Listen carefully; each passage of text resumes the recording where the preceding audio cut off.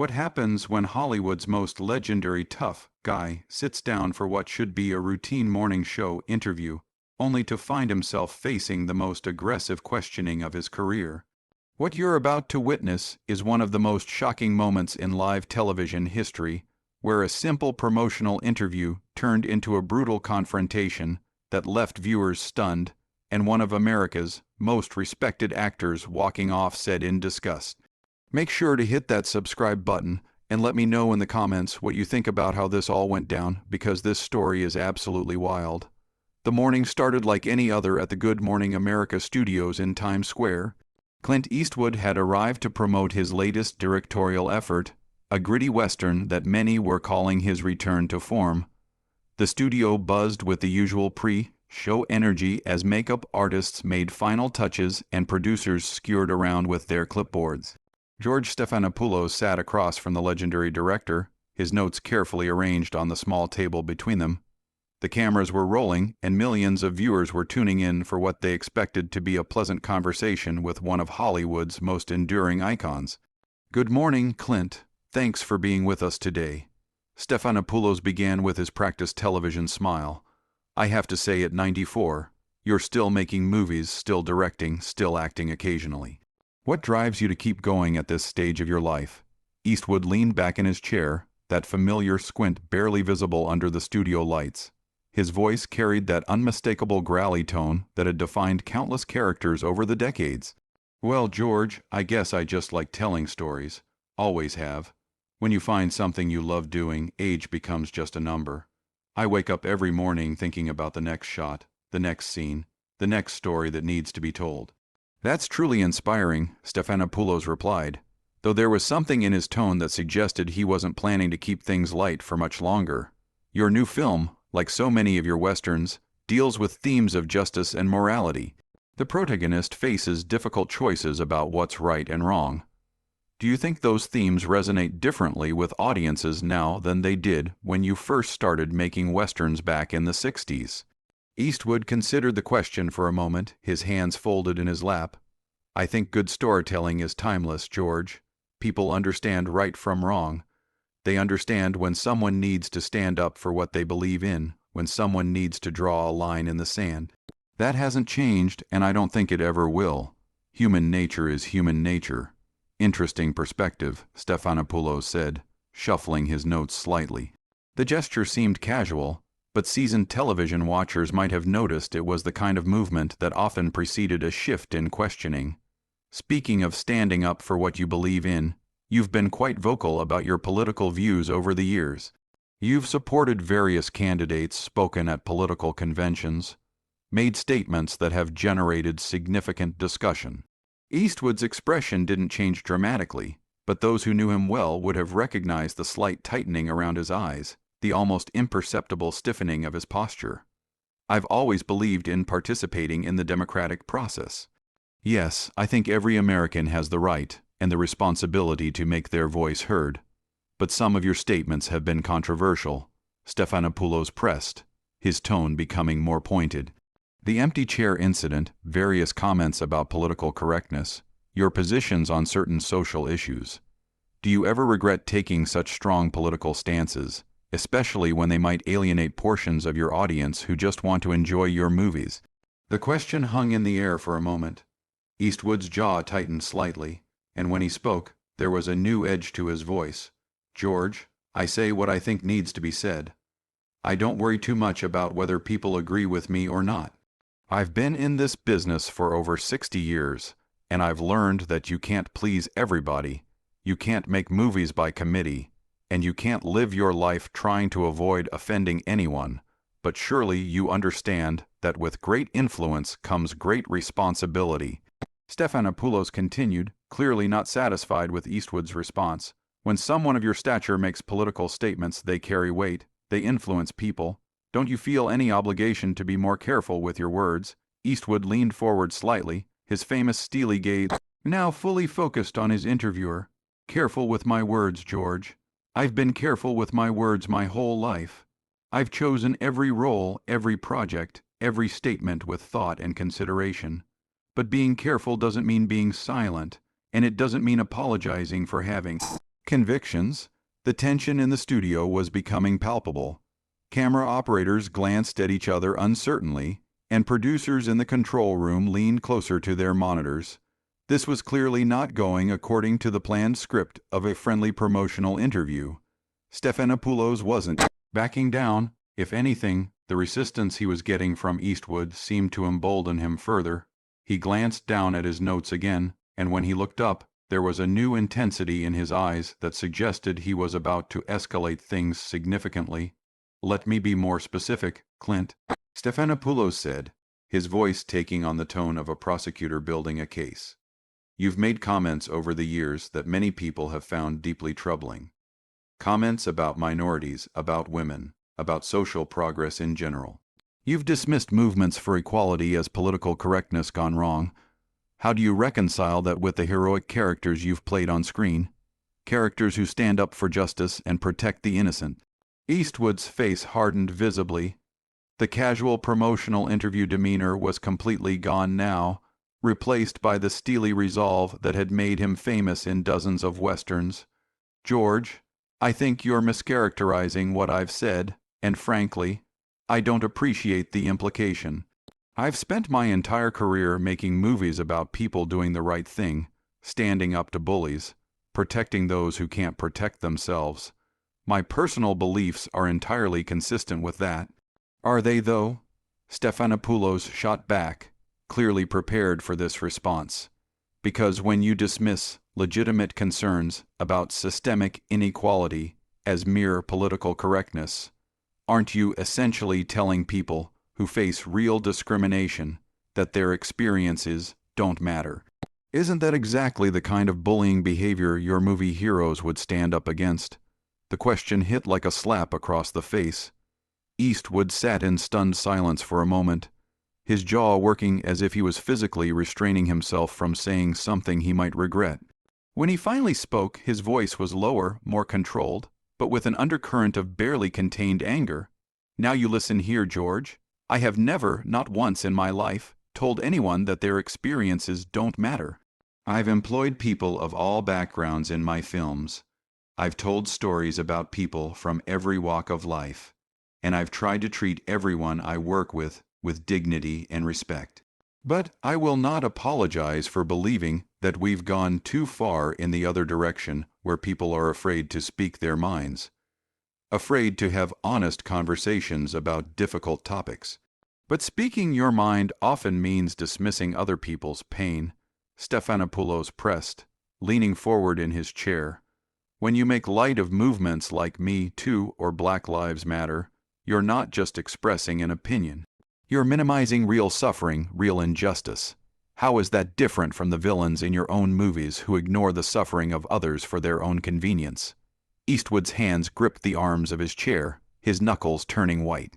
The comparison to the villains he'd spent decades fighting on screen was clearly a bridge too far. "That's enough, George. You're putting words in my mouth and twisting everything I've ever said to fit some narrative you've constructed. I have never made light of anyone's suffering.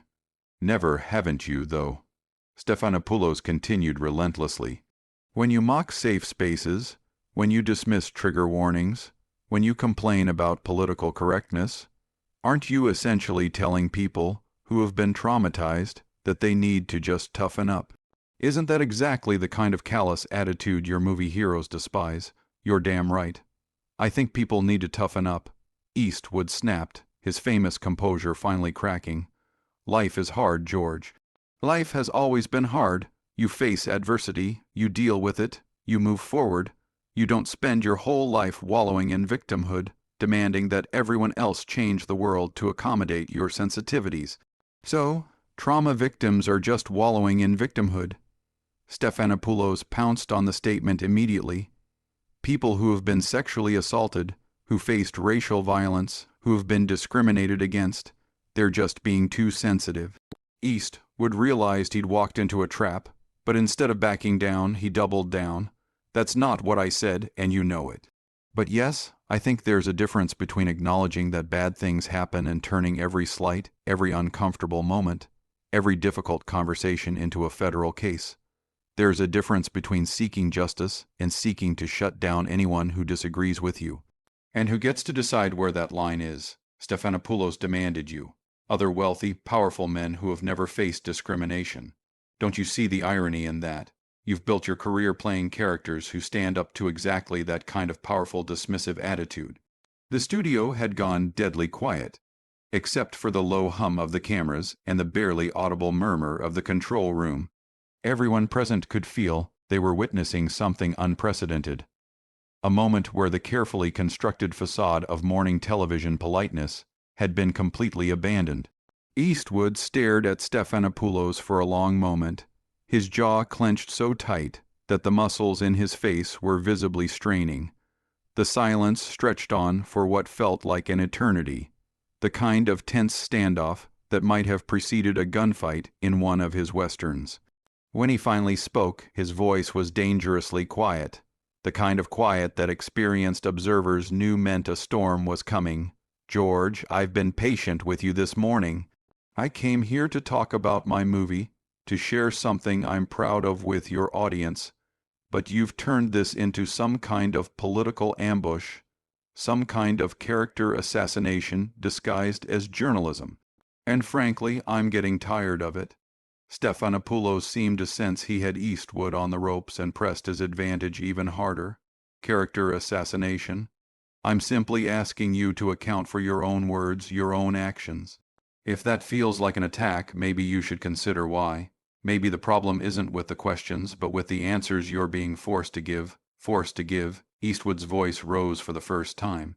A hint of the famous Eastwood growl creeping in. "Nobody forces me to do anything, George. Nobody ever has, and nobody ever will. But what you're doing here isn't journalism. It's a hit job. You've taken every statement I've ever made out of context, twisted every position I've ever held, and tried to paint me as some kind of monster." "I haven't taken anything out of context," Stephanopoulos fired back. "I'm quoting you directly. These are your words, your positions. If you don't like how they sound when they're played back to you, maybe you should think about what that says about the positions themselves." Eastwood leaned forward, his famous squint now a full glare. "You want to know what I think, George? I think this whole thing was planned from the beginning. I think you never had any intention of talking about my movie, about my work, about anything I actually came here to discuss. I think you brought me here specifically to try to embarrass me, to try to tear down someone who's had the audacity to think differently than you do." "That's a serious accusation," Stephanopoulos replied. But there was something in his expression that suggested Eastwood wasn't entirely wrong. "Are you saying that asking you to explain your own public statements is somehow unfair?" "I'm saying that twisting those statements, misrepresenting them, and using them as weapons is unfair." "Yes, but more than that, it's dishonest. It's the kind of dishonesty that's destroying public discourse in this country." Eastwood's voice was getting stronger now, more forceful. "You want to know about bullies, George? This is what bullying looks like in the modern world. You use your platform, your position of power to try to humiliate people who disagree with you." Stephanopoulos' professional composure was starting to slip as well. "I'm sorry, but I find it rich that someone with your platform, your influence, your wealth, and privilege is claiming to be a victim of bullying. You've had 6 decades to use your voice however you wanted, and now when someone asks you tough questions about how you've used it, suddenly you're the victim." "I never said I was a victim of anything," Eastwood shot back, his voice now carrying the full force of decades of authority. "But I know dishonest journalism when I see it, and I know a setup when I walk into one, and that's exactly what this is." The tension in the studio was now so thick, it was almost suffocating. Producers in the control room were frantically trying to decide whether to cut to commercial while camera operators continued to roll, knowing they were capturing something extraordinary. "Let me ask you this, Clint," Stephanopoulos continued, his voice now openly hostile. "Do you think your attitudes, your dismissive comments about social progress, your resistance to change, do you think those attitudes have contributed to the very problems you claim to be concerned about? Do you think your influence has made things worse for the people you claim to want to help?" Eastwood stood up abruptly, his chair scraping against the studio floor with a harsh screech that cut through the tension like a knife. "That's it. I'm done with this circus. Clint, please sit down, Stephanopoulos said, suddenly realizing that he might have pushed too far. We still have several minutes left in the segment. No, George, we don't. Eastwood's voice was ice cold now, carrying the kind of finality that brooked no argument. I came here in good faith to talk about my work, to share something meaningful with your audience. But you've made it clear that you have no interest in that. You're more interested in playing politics than an actual conversation. I'm interested in accountability, Stephanopoulos protested. I'm interested in having an honest discussion about the impact of your words and actions. Eastwood began removing his microphone, his movements deliberate and controlled, despite his obvious anger. Honest discussion, George. There's been nothing honest about this conversation from the moment it started. You've had your agenda from the beginning, and nothing I could say would change your mind about anything. So you're just going to walk away? Stephanopoulos challenged. That's your solution to difficult questions. Just leave. Eastwood paused in his mic removal and looked directly at Stephanopoulos, that famous stare boring into him like a laser. George, I've faced difficult questions my whole life. I've faced difficult situations, difficult people, difficult choices, but I don't waste my time with people who aren't interested in honest dialogue. I don't waste my time with people who invite me onto their show under false pretenses just so they can try to tear me down. False pretenses. Stephanopoulos' voice was rising now, his professional demeanor completely abandoned. You're a public figure who's made controversial statements. Asking you about those statements isn't false pretenses. It's journalism. No, George, it's not. Eastwood had completely removed his microphone now and was standing at full height, looking down at the still, seated host. Journalism would be asking fair questions and actually listening to the answers. Journalism would be trying to understand different perspectives, not just trying to score political points. What you've done here today is activism masquerading as journalism, and I won't be part of it. The studio fell completely silent, except for the low hum of equipment. Everyone present knew they were witnessing something unprecedented in morning television history. You know what the real irony is here, George? Eastwood continued, his voice now carrying a tone of profound disappointment.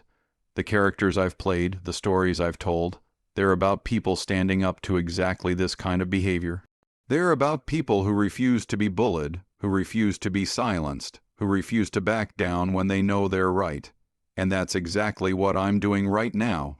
With that, Clint Eastwood turned and walked off the Good Morning America set, leaving George Stephanopoulos sitting alone at the interview desk, stunned and speechless. The cameras continued to roll, capturing every second of the awkward silence that followed until finally, mercifully, the producers cut to commercial. And that's how one of Hollywood's greatest legends reminded everyone why you don't mess with Clint Eastwood. Make sure to subscribe for more incredible stories like this one. And let me know in the comments.